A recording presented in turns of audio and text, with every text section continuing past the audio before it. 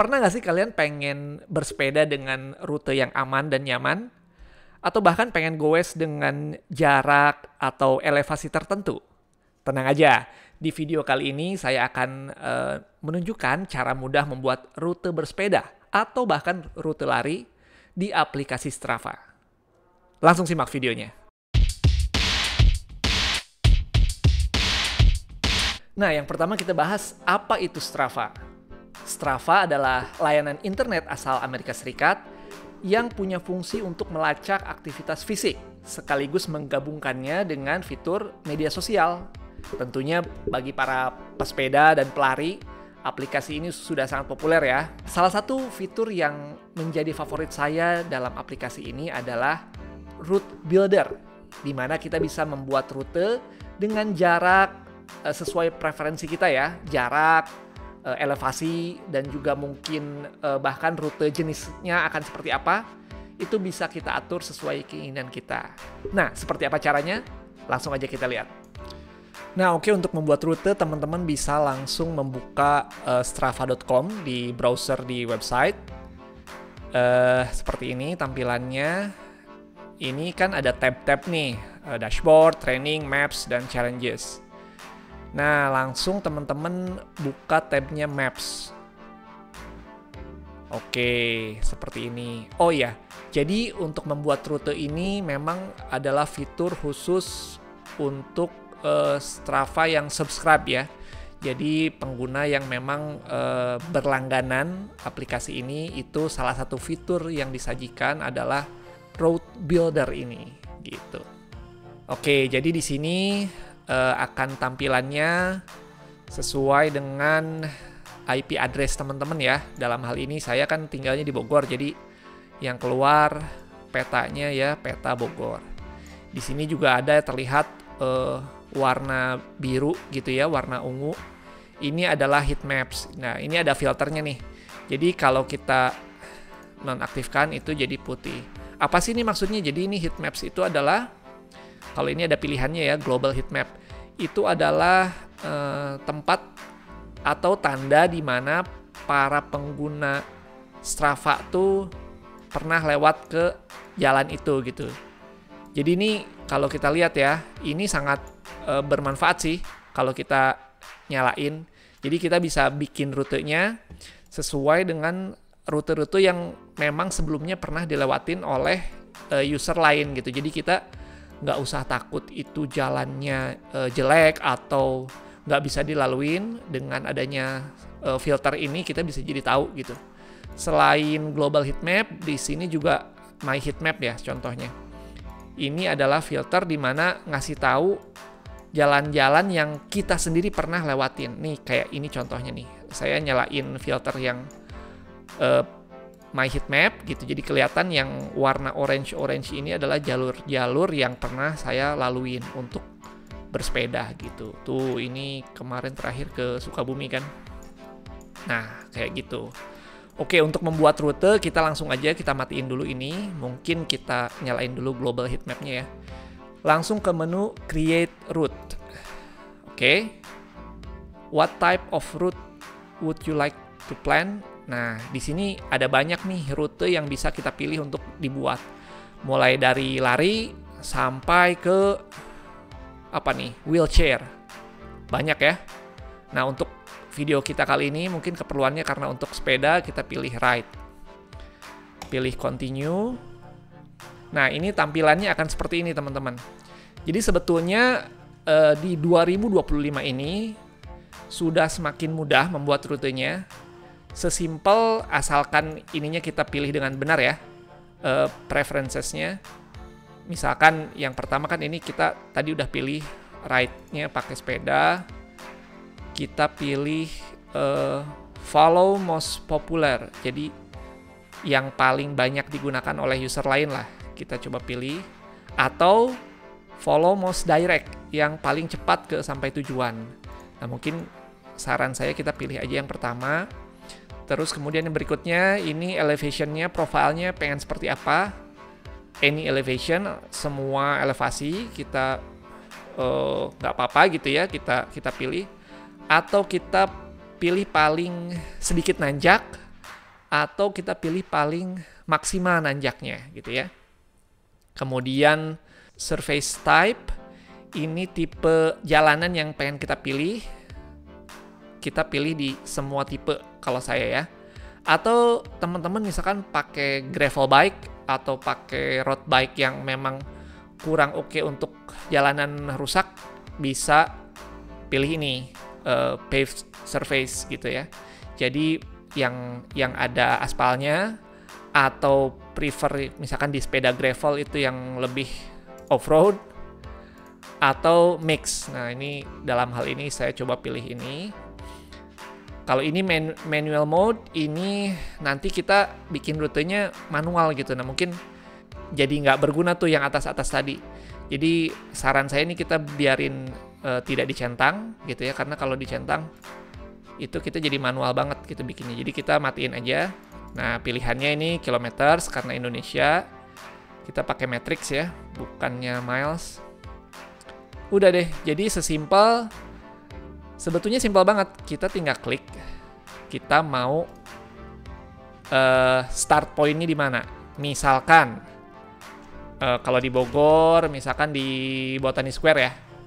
Botani Square. Oke, startnya di sini. Mungkin kita fine tune ya di sini nih. Misalkan teman-teman kan sukanya di Tugu Kujang startnya. Oke. Dan endingnya di mana misalkan? Kita misal mau ke KM0 Sentul. Sesimpel itu, sebetulnya Strava udah membuatkan rute yang paling, dalam hal ini paling populer ya, untuk dilalui. Jadi kita nggak harus bikin jaraknya satu-satu kemana gitu ya. Ini udah dibikinin langsung tuh. Jadi dari si Tugu Kujang tadi langsung ke sini tuh, dia kasih lihat juga. Ini di bawah ini bisa dilihat ya teman-teman. Jadi yang orange itu pave menurut Strava ya, karena mungkin mereka juga sangat tergantung dengan data yang dikasih oleh usernya. Tapi yang dibaca oleh si Strava ini, tipe jalannya pave-nya ada 63%, dirt-nya 14%, dan 23%-nya not specified, atau dia nggak mengenalin. Tapi sebetulnya kalau jalanan ini sih sebetulnya semua aspal ya, karena ini rute yang sering saya lewati juga gitu. Nah, di bawah juga kita bisa lihat enaknya di sini langsung ketahuan jaraknya berapa. 17,66 gitu ya. Elevation gain-nya kita bisa perkirakan nih ada 546 meter. Jadi bisa kebayang tuh sebelum go west to O, jadi nggak, dalam hal ini kan mungkin nggak akan terlalu nanjak banget gitu. Terus elevation loss-nya, turunannya juga berapa. Dan estimasi sampainya tuh segimana nih. Jadi kalau yang sekarang ini estimasinya 1 jam gitu. Dan bahkan kita bisa lihat elevation profile-nya seperti apa. Tuh, jadi kelihatan. Bahkan untuk tanjakan pun gradiennya bisa kelihatan di sini. Tuh, jadi kan ini dari sini ya. Saya coba geserin kursornya. Tuh, ada percentage gradiennya. Tuh, mulai dari sini. Ini lewat Rainbow Hill ya, teman-teman. Udah kelihatan tuh, tanjakannya 10%, 11%. Tuh, sampai finishnya di mana. Jadi itu, sesimpel itu sebetulnya. Nah, tapi kalau teman-teman misalkan pengen, sebenarnya oke, startnya dari Botani, di finishnya KM0, tapi nggak pengen lewat Rainbow Hill, misalkan pengen lewat Bojongkoneng. Nah, itu Bojongkoneng kan ini ya, yang di sini. Sebetulnya ini mudah juga, teman-teman tinggal bikin add waypoint gitu ya. Ini yang di sebelah kiri tabnya. Terus pindahin kursornya ke yang sana tuh. Ini juga pindahin kursornya ke sini. Set. Tuh. Ini otomatis pindah, teman-teman. Begitupun dengan gradient profile-nya, jadi berubah juga, dan jaraknya juga jadi berubah gitu. Jadi ini add waypoint-nya. Ini kan tadi jadi ada 2 waypoint nih, ada waypoint 1 di sini, waypoint 2 tadi di sini. Gitu. Kalau misalkan pengen di customize, ini kok muter-muter ya, misalkan ini ya. Ya mungkin kita tinggal geser aja. Tinggal drag and drop aja tuh. Kok muter, masih muter ya? Bentar. Tuh, kayak gitu. Jadi ini udah lebih langsung ya. Jaraknya jadi 20 kilo. Elevation-nya 569. Udah deh jadi. Tadinya jalan Rainbow Hill, sekarang jadi via Bojongkoneng. Dengan elevation profile-nya kan beda juga tuh. Kalau di Bojongkoneng ada yang gradiennya sampai 15,8%. Gitu. Nah, kalau udah gimana? Kalau udah, teman-teman tinggal rutenya di-save atau disimpan. Ini ada Ctrl S atau save route. Kita save, kita kasih nama. Ini rute ini akan coba saya share juga di kolom deskripsi ya untuk teman-teman semua. Oke, tinggal save.